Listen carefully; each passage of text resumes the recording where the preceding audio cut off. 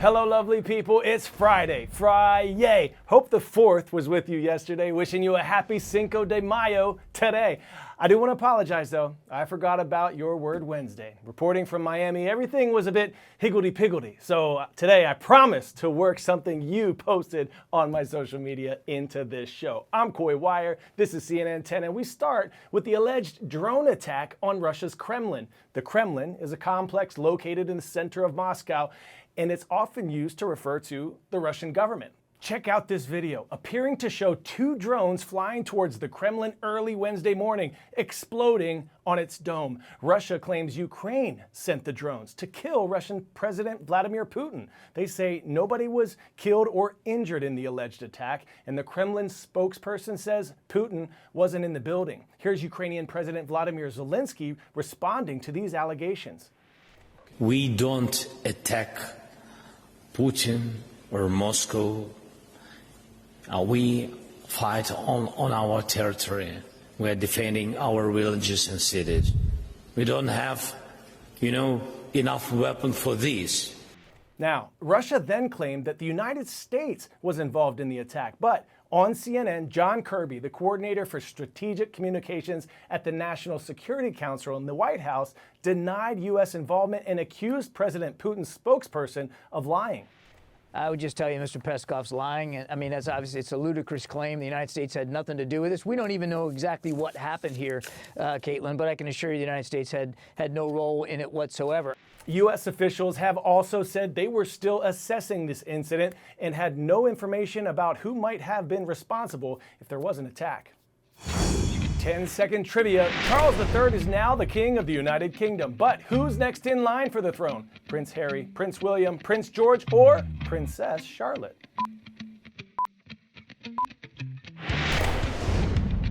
Prince William, the eldest son of King Charles, is on deck to be the next king. Earlier in the week, we told you about the big event happening this Saturday at Westminster Abbey in London, the coronation of King Charles III and his wife, Camilla, Queen Consort. Charles III has been the heir to the British throne for 70 years, but ever since his mother, Queen Elizabeth II, passed away in September, preparation for this historic event has been in overdrive. Expect lots of pomp and circumstance in this highly anticipated tradition. But things have changed quite a bit since Queen Elizabeth's coronation way back in 1950s. The new leader of the British monarchy is facing a completely different Britain. And with changes in societal demographics, minority ethnic groups rising, and more religious diversity in the nation, questions have been raised about the relevance of the monarchy in today's modern UK. Our Bianca Nobilo has more for us from London. And happy indeed by the revellers who welcomed Britain's coronation year in Piccadilly. The longest interlude between two coronations in British history. Decades of demographic, religious and societal change raising questions about the relevance of the monarchy today. 1953 was full of post-war joie de vivre and excitement about a new young queen. They've come to seek work in Britain. Despite waves of historic migration, Britain in the 1950s was overwhelmingly white, Christian, and divided along class lines in society and the halls of power. Today, 3 of the 4 great offices of state, including the Prime Minister, are from minority backgrounds. 20% of the population today are from ethnic minority backgrounds too, and rising. Many from countries subject to exploitation in the former British Empire. The monarchy itself has to find a respectful and humble place for itself without pretending that it doesn't have all of its privilege, all of its history, and all of its baggage. Though crumbling slowly after the Second World War, Britain was still stratified along class lines in the 1950s. The ermine tails denote rank. A duchess, for example, wears 4 rows. Modern Britain is in many ways allergic to the idea of inherited privilege. Society at least strives to be egalitarian. But a recent poll commissioned by the BBC, Britain's national broadcaster, suggests that King Charles might have a problem appealing to young people, 38% of whom said that they would support an elected head of state. And indifference might be a problem too. 78% said they weren't interested in the royal family. I think it's definitely time to rethink, and I know a lot of people loved Queen Elizabeth, and I don't think that same fondness is there for King Charles. The monarch, since the 16th century, is also titular head of the Church of England. In 1953, the majority of the country was Christian.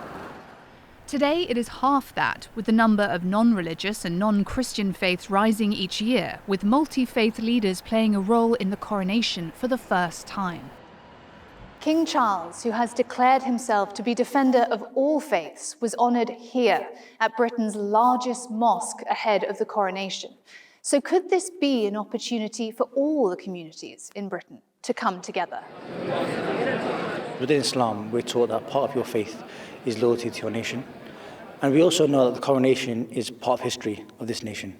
And as citizens, we respect that history.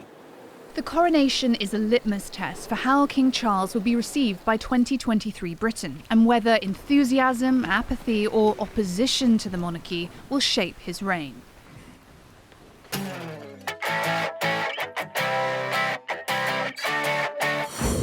The Met Gala, the annual fundraising gala benefiting the Metropolitan Museum of Art's Costume Institute in New York City, has traditionally been timed to mark the opening of its annual fashion exhibition. Well, today's story getting a 10 out of 10, the cockroach who crashed the red carpet. Jeannie Mose has more. With so many celebs at the Met Gala dressed up like designer Karl Lagerfeld's cat, it's a wonder a cockroach dared to scurry up the red carpet. No! But there it was, getting treated like a celebrity. Get a photo! Kevin, get a photo! Variety captured a Getty photographer blinding the roach with his flash, a roach that made people, which called it the surprise star of the 2023 Met Gala. Others called it best dressed. It arrived fashionably late, showing up before the last guest, Rihanna. Naturally, someone had to ask about its outfit. What are you wearing? But fashion was a subject this roach wouldn't broach. It disappeared, only to reappear on the banister. You'd think it was a rat instead of a roach, the way the crowd reacted. Photographer Kevin Mazur at one point jokingly pretended to stomp on it. Then accidentally kicked it around, but that didn't stop it. And then Variety tweeted out the alarming news. It is with deep sadness that we must report the Met Gala cockroach was stepped on. And thus does it join other bugs. It's coming from the health sector. Holy, I just swallowed a bee. That have given their lives so very publicly. Nice. We will remember you, you fleet-footed fashionista with panache, smashed on the red carpet. Poor fella, rest in pieces. No time for melancholy, though. It's a fantastic Friday, and today's winners for Your Word Wednesday vocabulary submissions are at Kara J. Cochran, reppin' Villa Madonna Academy, melancholy, a noun or adjective meaning a feeling of pensive sadness. And Mr. Vise's and Miss Schweitzer's class at Bridge Valley, their word was higgledy-piggledy, an adjective meaning involving confusion or disorder. Well done. Special shout out is going to Jefferson High School in Sioux Falls, South Dakota today. We see you. This has been an awesome week, and we've been learning and laughing and uplifting each other. I want you to have an awesome weekend, everyone. And remember, you are more powerful than you know. I'm Coy Wire. This is CNN 10. It's been a blessing to spend this week with you.